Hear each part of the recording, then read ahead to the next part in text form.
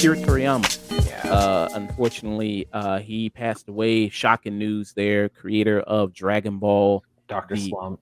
uh, Oh, sorry. oh no, go ahead. Creator of Dr. Slump, all this stuff. Chrono Trigger designer, did like a bunch of designs for Dragon Quest as well. Just like his fingerprints just everywhere. Mm, Though funny enough, he didn't create Dragon Ball until like his late 30s. So mm. Nice, yeah. So hey, I mean, if they ever give you inspiration, you yeah. still create something iconic. It doesn't have Yeah. to be in your teens, your 20s. You can still come on way later in life. So as said, this is from the New York Times here. Akira Toriyama passed away at the age of 68. It seems to be a blood clot Yeah. that was inside of his brain there that caused him to pass away. And Mike, you mentioned his huge work influence and a lot of entertainment, Dragon Quest and Mhm. Chrono Trigger. Not even also, besides other stuff besides just Dragon Ball there. Oh yeah, just his work just kind of broke through, and like just he he's kind of the reason like a lot of people have like were such like influenced by manga and like stuff, but so much and like it's almost like Superman iconicness of like if you've never read a Superman comic, you know of Superman, like you know the look, you know the character archetype, you know some of the references and stuff like that, and like you know the kind of cliche of Superman, but it's also like yeah, even if you've never seen Dragon Ball, you know of Dragon Ball one way, like you've been exposed to it by like you know the iconography, you know the Super Saiyan power up through rage and like transformation stuff like that. You know some of the looks and like the kind of the eye and like the expressionism in the eyes and like the some of the action scenes and stuff like that. It's like, yes, definitely just an incredible influence and like how he like later on like how it influenced like people like Oda and Kishimoto and like designs were like straight up lifted like from Hunter x Hunter. Like Muram is just basically imperfect cell, and now you're getting like way more deliberate references in like American media and like American culture to the point where comics are now referencing like Toriyama stuff. Like they just had Superman just do the Kaioken. And there's but even going back, there's like Kid Next Door, like references to that, and like just how he like work just like broke through like various barriers with just like it's kind of like talents alone and like like you also know the meme of like Mexico being obsessed with Dragon Ball. Mm, yeah. Yeah, Dragon Ball it had a huge impact, especially a lot of people talk Yeah. about in the Mexican community, the black community. If you're probably black, probably Dragon Ball was one of the very first animes that you ever watched. This was huge coming on Adult Swim, Toonami there that you had this. Let me play a little bit of a bumper here that they used to show there. I used to remember this. I used to remember Mm. this used to kind of come on. Let me see, it's right here.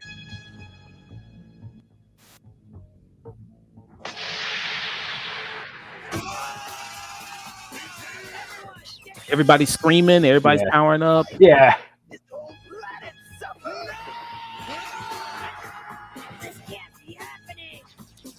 Damn.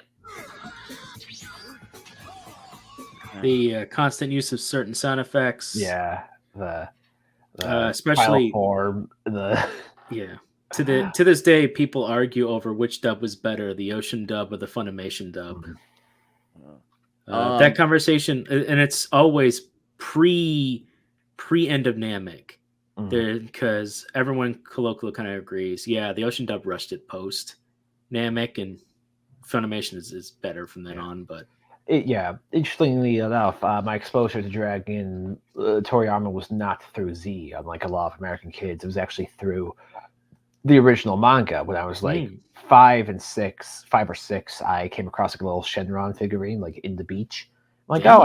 I didn't know what that was, so I picked it up. I'm like, oh, what's this? And I found out it was eventually part of a comic, and it was the first manga I actually ever read. It was the original old Dragon Ball comic, and it was like it kind of like just blew my mind, but also like stuff I wasn't able to like fully grasp at the time, like just the level of choreography and like just the comedy throughout it, just how it like continued and escalated. And, like ever since then, like Dragon Ball's been a part, like and Toriyama stuff has been a part of like my life, like through the majority of it. And like just the artistry alone, and like the character designs were just so like so good, but also so iconic. While like despite being a lot of them being simple, like just stick out so well. Like the silhouette of Goku, like the crazy hair. Oh yeah. Yeah, find that Dragon Ball. Stuff like that. And yeah, it was weird, like kind of a weird experience of like starting off with like young Krillin and stuff like that, and then escalate to stuff like crazy emperor warlord space villains, stuff like that. Yeah.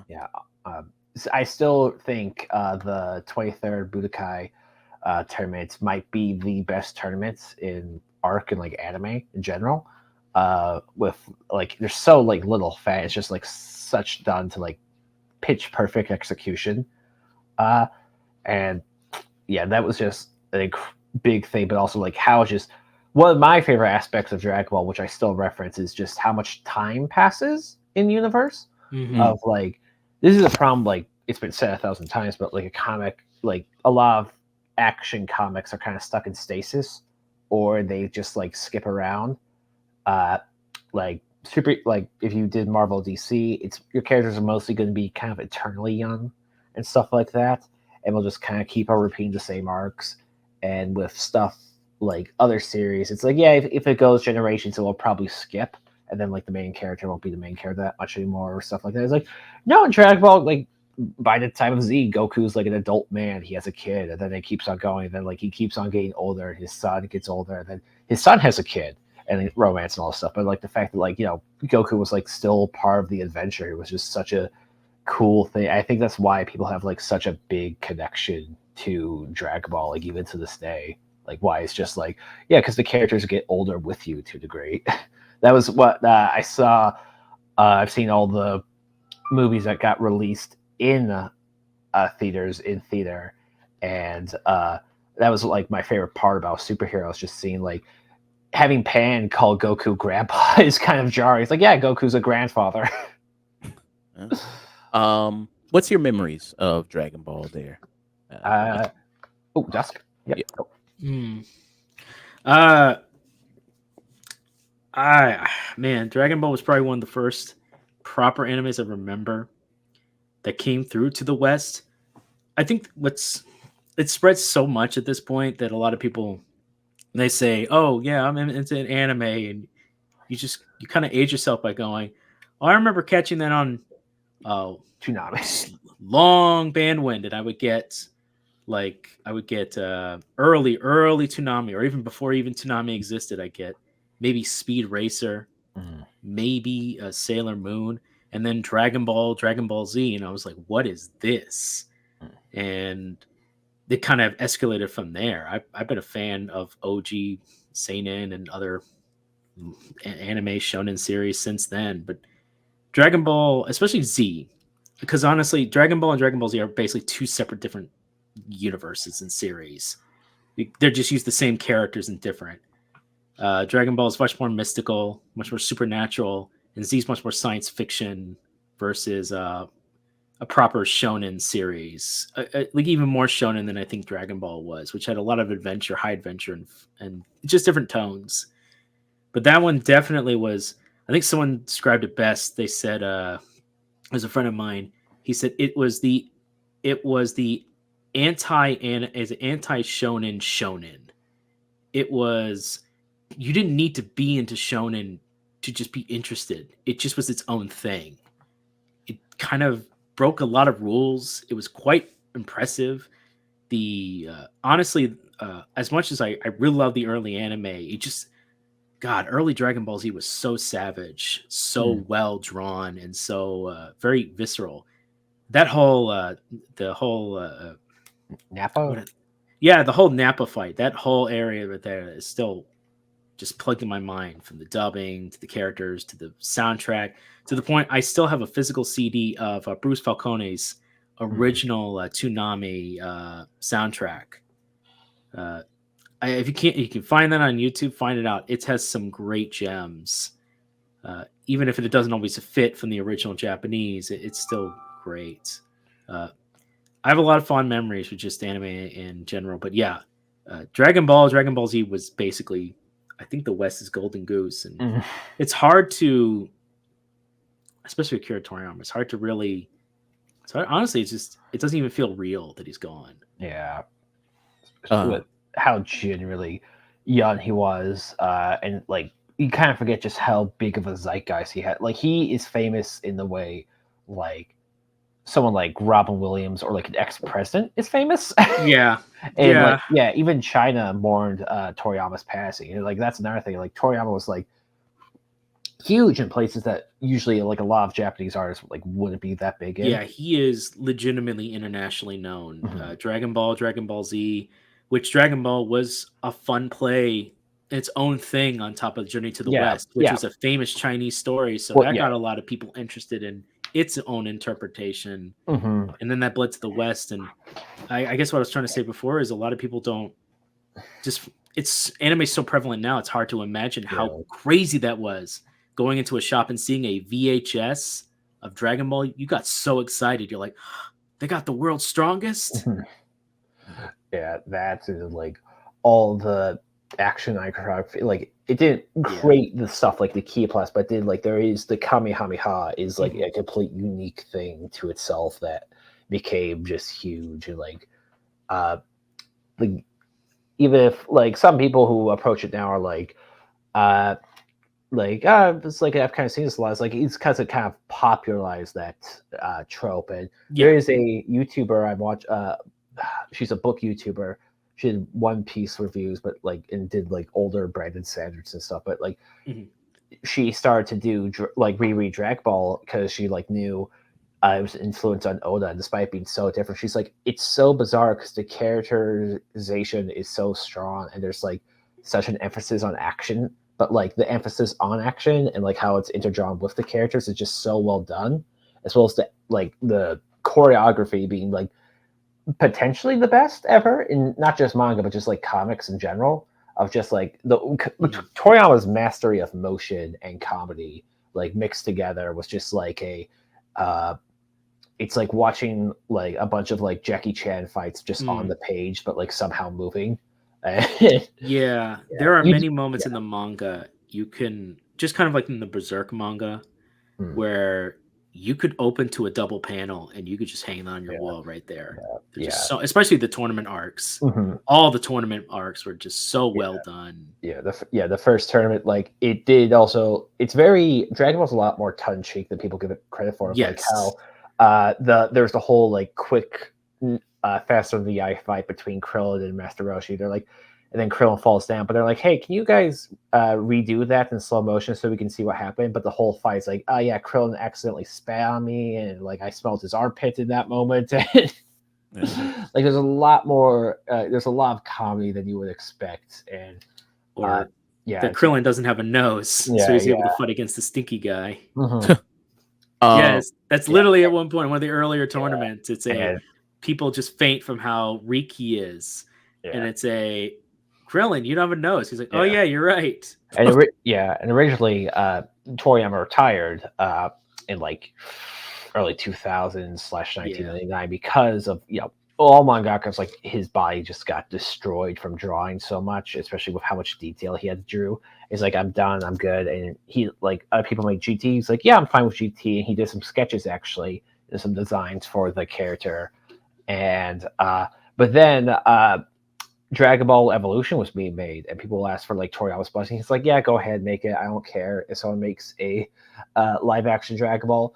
And he's like, yeah, I don't care if like there's an American version of it. But then he actually saw Dragon Ball Evolution, and he hated it so much. He's like, I have to come back. And he made Battle of Gods and kind of remade the whole universe. Did you see the balloons? Yeah, I was going to ask, is it your birthday or something? Or? I don't think. No, I mean, it's my, it's. I mean, I'm turning like in March 25th, but not now. Maybe it's my anniversary of having Twitch or something. Oh, okay.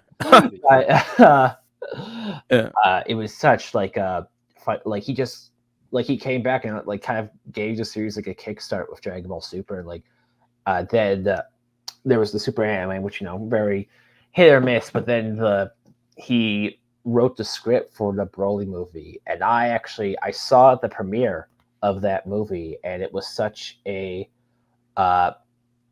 like big experience that like I still have the flyer that they handed out that day for the premiere.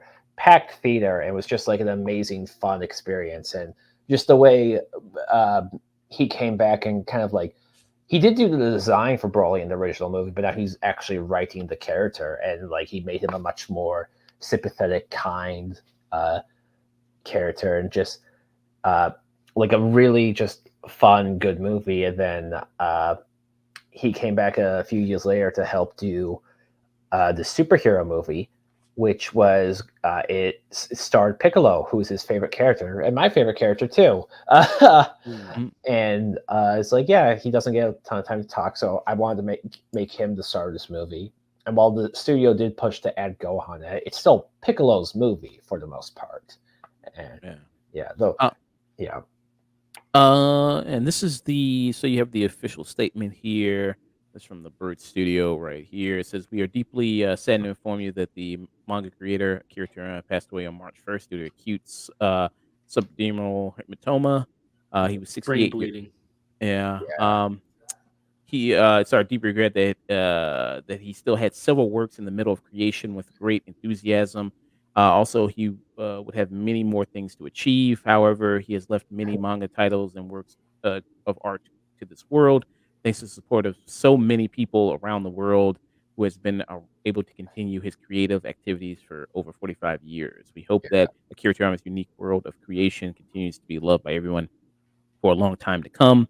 We inform you this sad news with gratefulness for your kindness during this lifetime. Funeral service was held with his family and very few relatives following his wishes for tranquility. We respectfully inform you that we need not accept flowers, condolence gifts, visiting offerings, and others. Also, we ask you refrain from conducting interviews with his family. Future plan for let's see, what's this? Shit, I can't fucking see. Community gathering is not decided.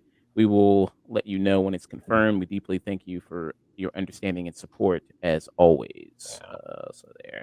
Just the tragic thing, and like hopefully his obviously his work is still going to influence people in the future, and even to this I actually made a recent thread. I'll just kind of post a link, but like I showed that like he, even though like it was in the making, still we have like a bunch of references to Dragon Ball and Toriyama stuff in in our pilot for the upcoming thing, like just directly lifted almost from Dragon Ball.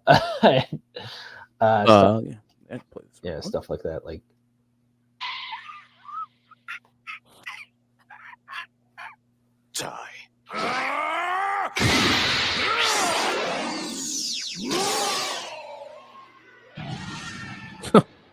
oh yeah, just directly lifted the finisher move Piccolo did on the Cyberman, like to the point where it was even like linked and like we paralleled it one for one, and we wrote a lot of stuff so it like kind of fits like the sensu beans, like kind of those jokes, and you will probably see more references like that in the future if any of you are curious.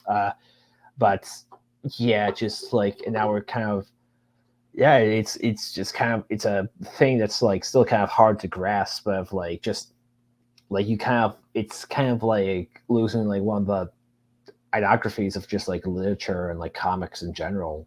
Like it's kind of hard to state just how big of a reach and influence he had. I mean, huge influence. You mentioned China. You mentioned all these other different places that are mourning his loss there. BBC News, they did a segment about him as well and his influence. New York had that, New York Times, and like of course we do have the Goku parade thing. You know, so you mentioned the iconicness of Goku, who's probably anime's Superman, Mickey Mouse. I mean, yeah, something like that, or like pretty much. He's one of the most popular iconography character. Yeah, Mario almost. Yeah, what Mario is to video games, Goku is to anime there. And yeah, the huge kind of influence that you have of Dragon Ball there with that.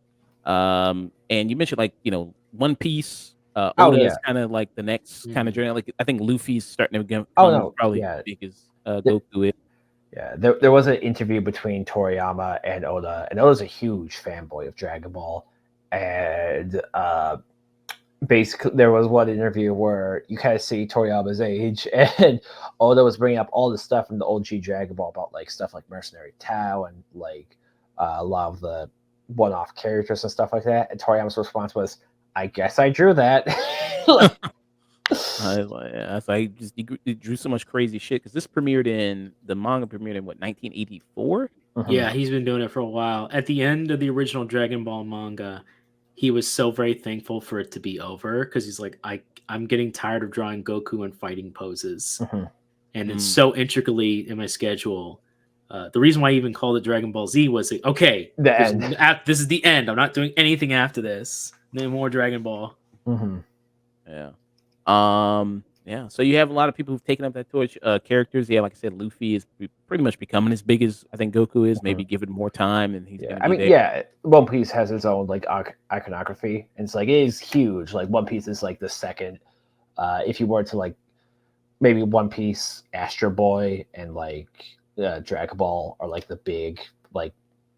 If you go to just a random country, show them like that, they're like, "Oh yeah, we get that." Yeah. Demon Slayer, My Hero Academia, Hunter x Hunter, a lot of kind of stuff like that. One Punch Man, Mm. you can kind of attribute to that as well there. Yeah, I mean, really, yeah, a lot of stuff that he kind of helped influence too. So you see that his work and how much all these decades of that kind of paying off and inspiring so many different people. Mhm. You don't even have to watch anime to know what Dragon Ball is. That Oh popular. Like you no. mentioned Yeah. the bigger kind of moments in here. What's kind of your favorite Dragon Ball moment? I know that was something on Twitter going around, people asking that question. What is your favorite Dragon Ball moment? Uh, I love the whole uh, Piccolo Gohan arc and like Piccolo's redemption with Gohan. Uh, I love all the stuff. I love Gohan Super Saiyan 2 transformation against Cell and Goku's sacrifice. All the stuff with Mr. Satan and Majin Buu is great. Yeah, like the whole like final fight against Frieza is amazing. But yeah, it's just it's so hard to nail down. Mm. And this was kind of a big moment here. Oh yeah. With Yeah. yeah, he just kind of jumped in front there. Mhm. Really sacrificed. And Piccolo's one of my favorite Oh characters yeah, he's of up. Yeah. Dragon Ball there. Of the whole Arguably series. has the biggest character development Yeah. through either Yeah. Dragon Ball and Z. Him and like maybe Vegeta slash Yeah, kind of maybe Gohan, Vegeta. kind of Gohan. Yeah, well, Gohan does, and then they kind of Yeah, regress into yeah, Dragon Ball. but it's like but it's like such a impactful like big moment, and man, even just the end of the 23rd Budokai tournament where Goku finally wins, is such like a holy shit moment that at the end Toriyama had to write in a little panel with Master Roshi saying, I'm coming back, like it's not over. Yeah. What about you, Dust? What's your favorite Dragon Ball? There's so many great moments. The fight between Super Saiyan 2 Gohan is to me the pinnacle of where that series went. Everything else is really strong, but it kind of ended on a nice note for Z. But I love the Saiyan fight arc. I think that's great. Goku dealing with Master Yeah. Kai. I like Krillin's arc as at least trying to be this character. Yeah, Gohan and Piccolo. There's just so many great moments. Uh, there's just so many great moments. I wish he had used slightly more characters because they kind of just got weaker and weaker as time went on, and not utilizing all of them. But for what the story arcs that we do get, and when he does nail it, it's just he tops it. I'm sorry, like there's nothing quite. That build up for him going Super Saiyan 2 is just basically the end of the build up of the entire series. That's the zenith of potential that they sort of try to mirror in Boo, but they don't. Is like which could have worked, but they don't stick the landing with that, and they just kind of go, never mind. I love Mr. Satan. Everything about Mr. Satan, from going from a Yeah. comedic character to showing like, no, this guy's like actually a good person with like a good heart. He's just Yeah. kind of a buffoon. Oh man, the final fight with Kid Buu that has just an amazing climax where everything just pulls together, and Mhm. how Mr. Satan kind of proves he's like an actual hero. Like everything just works in that moment. Like all the characters contribute their energy. They use the Dragon Balls to give Goku more energy. Fat Boo tries to stall Kid Buu, and Vegeta and like helps, but then Mr. Satan gets everyone from Earth to give them their energy, and then Mr. Satan saves Vegeta. Just like, wow, that just works perfectly. Yeah, and you see that you see how he's aged throughout the years Oh now. yeah, Mhm. You it's know, like he's yeah, just the yeah. you know, you see he's bald now. You see that? Mhm. He's got the George Jefferson going on Yeah. now. He's got the Dr. Slump thing Yeah. going on. Oh yeah, very sadly, his voice actor also passed away semi recently. Like I want to say Yeah. 2022, something like that, 21. Mm. And didn't Frieza's voice actor? Didn't he pass? Yes, they did. The They did. English one, yeah, Yeah, he it's passed. very sadly of throat cancer. But he gave a great performance in Broly, though. That was his last performance. Yeah. Is that your favorite movie? Favorite DBZ? It's hard. Broly or superhero. Well, it's Dragon Ball Superhero, because Toriyama forgot it was called Dragon Ball Super. So they're like, "What are we gonna call it?" He's like, "Superhero." What about you, Dust? You got a favorite movie? Uh, hmm. I like quite a bit of them. I think I really like World's Strongest. Oh, that's great. Great choreography. Him going the original voice actor for Goku for the Ocean dub. I still hear in my head him going Kaioken. I would rewind the fight choreography between him and those the three alien dudes. Mm-hmm. It's just so great. Garlic Jr. is also great too. Yeah. It was also like definitely a bit more level before fucking dimensions were being closed in by characters punching each other.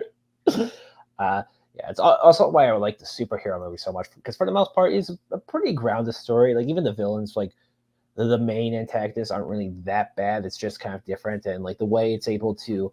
Toriyama obviously, like, he doesn't plan a ton of stuff, but Toriyama is able to pull back to the point where it's like it feels like very natural. Like he's able to pull back the Red Ribbon Army in a great way, and it's a very comedic stuff like that. Oh yeah, you get Mr. Magenta, who's a mix between violet and red.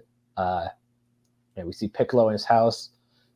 We see two new androids and stuff like that, and kind of the Sentai stuff. But we do see a lot more of the savviness that Dragon Ball has of like playing with tropes, but also kind of subverting the playing with tropes, because there's the infamous like power up after being beaten, when Vegeta like exploits that on Namek, and then he's like, finally, now I'm gonna fight Frieza, and Frieza just destroys him, just makes him cry.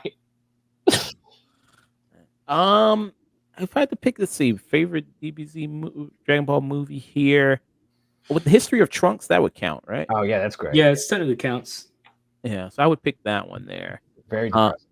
It's technically a special. Yeah, OVA. Not a movie. That would also Barlock as well. Yeah, but it's like, yeah, it's a movie when people count that as the Sure. And then I don't know, favorite DBZ moment, or just Dragon Ball moment overall. Yeah, I mean, it's hard to beat the Gohan going Super Saiyan 2. It's hard to beat that. It's hard to beat the family kind of like son father combo of here of the Kamehameha. That's pretty iconic there. The Cell game, such a good moment. Yeah, that was like a huge, man, that was like a really big moment there. But yeah, I mean, it's great to see. It's great to see the pouring of people, sharing their favorite moments, talking about it, their love of this, their love of the series. There was some talk about Toriyama, how he drew kind of black characters.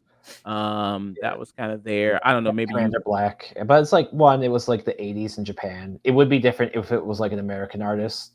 Not saying it's okay, but like, but so Mr. Popo, so I have a post here that says, so he wasn't supposed to be, he was just like an alien, right? Or he's a genie, and To be fair, in traditional mythology, genies are like black, but Yeah, like you have this one. It says all for all those discussing Mr. Popo in the wake of Akira Toriyama's passing, he was not based off of Black Man. Mr. Popo is based off of Makala, Yeah, uh, Makala. which is a Hindu deity over time and creation. Makes sense, hence the hyperbolic time chamber. So you see that there. So, um, Toriyama designed other black characters as of late, like um, Janet.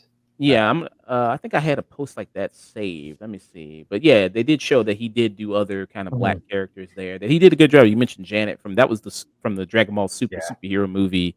the what? Uh, Yeah, everyone's shipping with Piccolo now oh, really? because they're both teachers.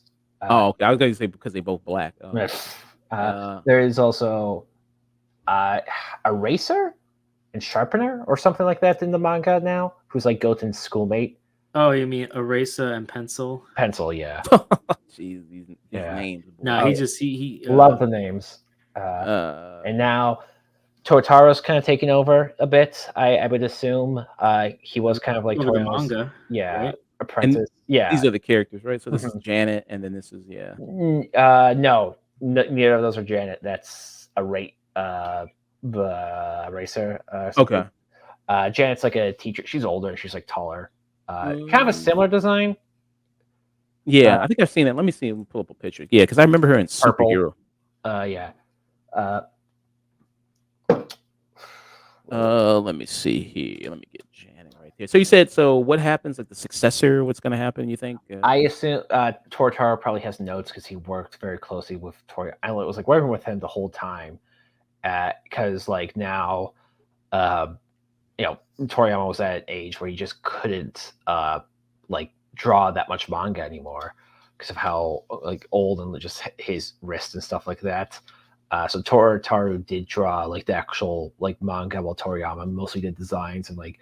Well, the thing is also, I do think Toru struggles a bit with characterization. There's a bit behind the scenes of the Tournament of Power uh, manga and like kind of making uh, Krillin a bit too mean. Like Tortaro was like originally like it was like Rebrain's gonna call Krillin ugly and Krillin's gonna call her fat and then like ugly and stuff like that. And it's like because I guess Rebrain isn't like traditionally attractive, but then Toriyama was like he kind of put in a few notes like why not instead of saying like Rebrain calling Krillin ugly because he's short doesn't have a nose. What if like she thinks Krillin is very attractive because she just has a different sense of like attraction on her planet.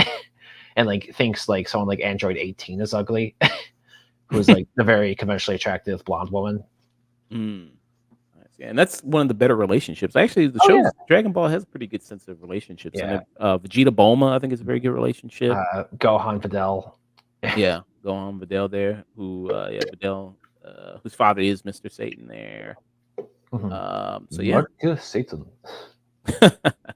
Yeah, very nice. So, yeah, it's really cool. They're seeing kind of all these people expressing their love there of him and how much impact he had on a lot of people. Their favorite moments from the series.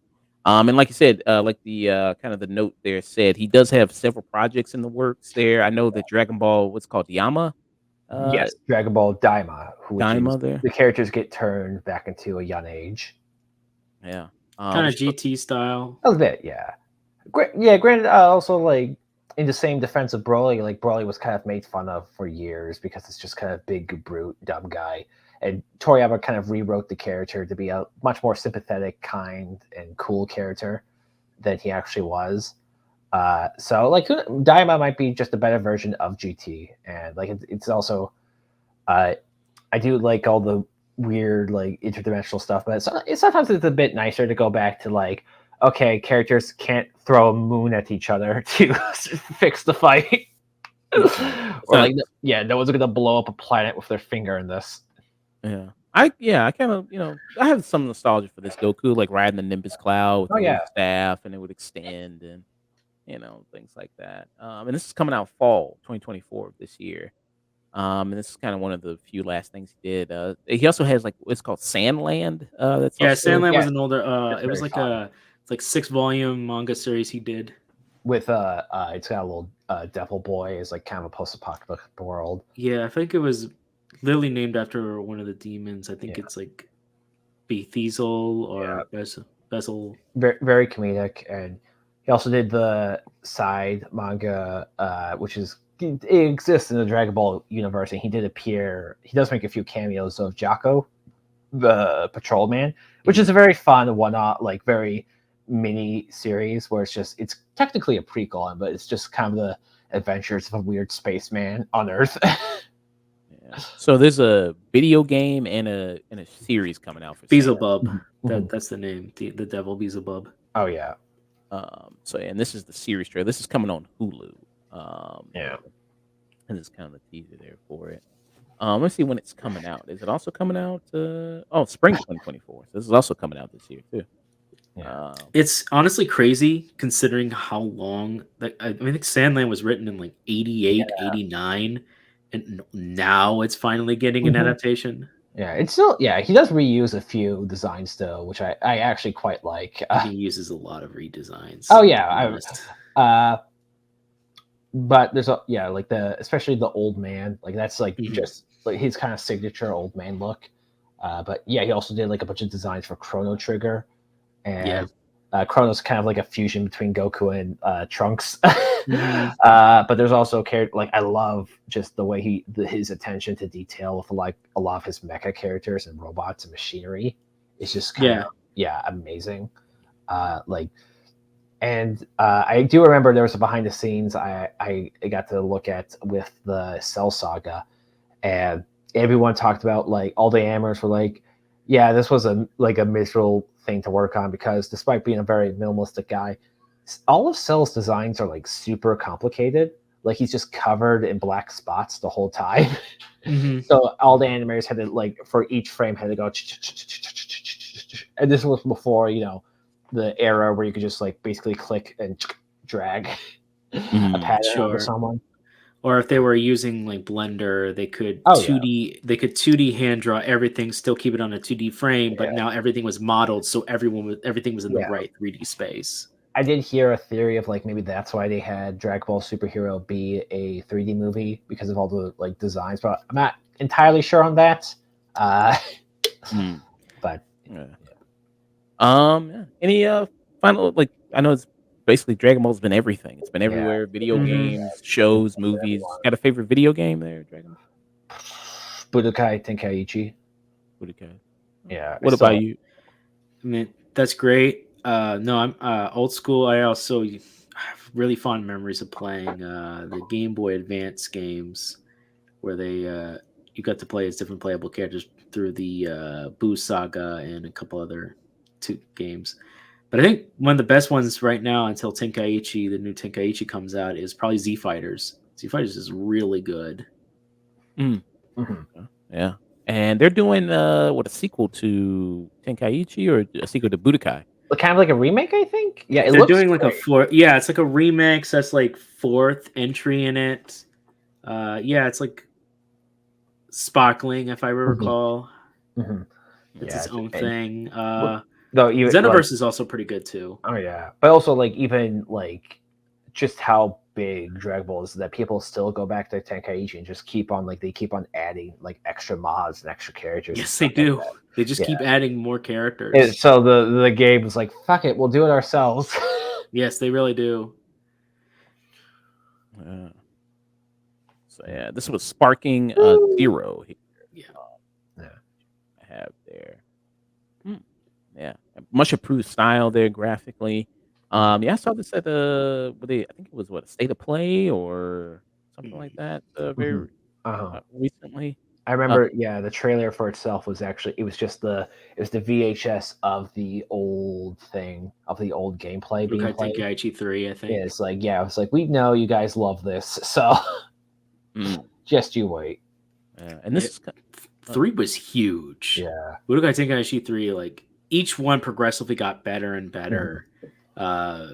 People still argue between whether 2 or 3 is better because they both have some good things, but 3 had such a huge roster. It was so big. It basically pushed the PS2 and other systems to the limits. The frame drops, my dude. Yeah. Anything like that. This is Tenkaichi 3. Yeah. Yeah, man, just like looking at like a lot of these designs that like mostly Toriyama did, is just like they're just so like easily iconic that it's like it's such a hard thing for people to kind of replicate that like level of notability and notoriety that Toriyama had. That's like I don't know. It would be like the fact that he made most of this himself and was the designer and like writer and artist and like had such an influence. It would be kind of like if I think the closest comparison to like now of someone passing away would be like it would be like the closest comparison I could make was like kind of like when Stan Lee passed away. But it was like yeah, yeah, or like a like Jack Kirby. Yeah, I mean, like, yeah, but it's like it's one of the levels of like, man, just such a, it's a like a you can't fully wrap your brain around just the level of influence this man had. Yeah. Yeah, he will be missed for sure. True legend there. Yeah. And yeah, I mean, his impact was definitely felt there. And you remember, yeah, the first introduction of a lot of people into anime was Dragon Ball, Dragon Ball Z. You know, remember looking up the transformations, like what is Super Saiyan 8 gonna look like? And you know what I mean? Your fan fiction of what the Kaioken times infinity. Yeah. So you see all that stuff. So he still does have some more projects that people can be able to enjoy that he was working on before he passed away. I hope his family's doing well. I hope Oda like is able to process this and like I do hope Tortaru does very well and like maybe works with a potential another person as well as like all the voice actors who are still like part of the main cast because they were a big part of Toriyama's life and like they worked together for years. Like Toriyama handpicked a bunch of them to voice act it. An infamous story is that when he was writing the manga during the King Piccolo arc, he killed off Krillin and the voice actors said to him like, man, I'm not gonna have work. So Toriyama wrote it in Yajirobe and has Goku very specifically say, "You sound just like Krillin." So they had to rehire Krillin's original voice actors for Yajirobe. Oh wow. Yeah. Any final words at all, Dusk, Mike? I mean, there's nothing else to really say, unfortunately. Yeah, Passing of a legend. Yeah, like it's still surreal to kind of comprehend at this moment, but it's just I hope like man does well, and I will continue to admire him and his work, and I'm sure other manga creators, animators, artists, writers in general will be influenced by him as well, and kind of he's in heaven now, smoking cigarettes and eating rice cakes, taking a long break. Yeah. All right. Well, Akira Toriyama.